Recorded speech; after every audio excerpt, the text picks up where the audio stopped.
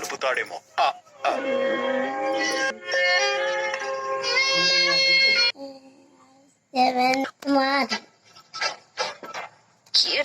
పండగ గురించి మా ఇంట్లో అపర్ణ ఆరోగ్యం బాలేదు.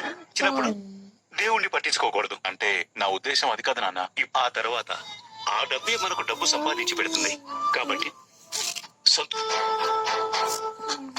ఆనవాయితీని వదులుకోకుండా ఆ వ్రత కథలోని సమంతకోపాఖ్యానం విని తీరాలి. అర్థమైందా? మనుషులు చెప్తే వినడం లేదు. అప్పుడైనా ఆ భగవంతుడు మంచి సంకల్పం కలిగిస్తాడు. అన్ని రాజే చూసుకుంటాడు. అంతే కదమ్మా? అంతే రాజ్.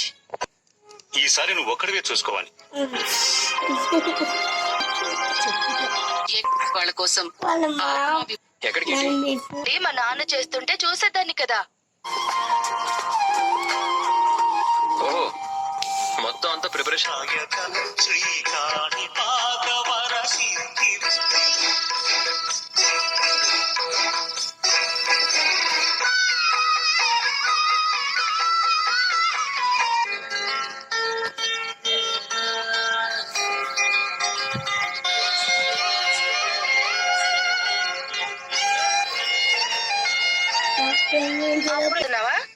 ఇన్ని రోజులు మేము విగ్రహాలు చేస్తుంటే కాకపోతే కొంచెం ఎందుకో తెలీదు ప్రత్యేకంగా తయారు చేయాలనిపించింది. చాలా బాగుందమ్మా. వెళ్ళొస్తాను. సరేనమ్మా. మీ కాదండి చెప్పింది. మా ఏక ఈ విగ్రహాన్ని చేసినప్పటి నుంచి నా మనసంతా తేలికై.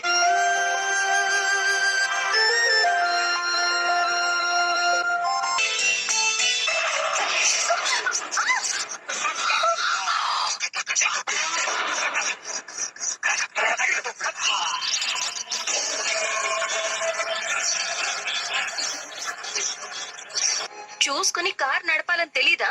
సైకిల్ నడపాలని నీకు తెలియదు. ఒక చెక్ రాసిస్తే రానన్నానని కాసేపే పోకేసి గొడవ చేసి రచ్చ చేసి నా పరువు తీసి నేను పరిస్థితి కారులో వచ్చిన వాడితే తప్పని వాదిస్తుంటారు కదా. ఏరి ఓహో ఈ డబ్బుందన్న పొగరు చూపించినందుకే ఆనాడు అంత రుద్రాణి గారు ఆవిడ కొడుకు వాళ్లకు రోజు నేను కూడా ఊరుకోను. కట్టుకున్న పెళ్ళం కట్టురాయిదాన్ని మీ దగ్గర డబ్బులు వసూలు చేయడం కోసం ఆమెది ఇంకా దౌర్జన్యానికి దిగట్లేదు. రండి అంతా పొలోమని. అయితే వాళ్ళే చూసుకుంటారు. పదండి పదండి. ఆగండి. ఆయనకి సంబంధం లేదంటే నాకు సంబంధం లేదు. అవును. నేను మీకేమీ కానా? కావు.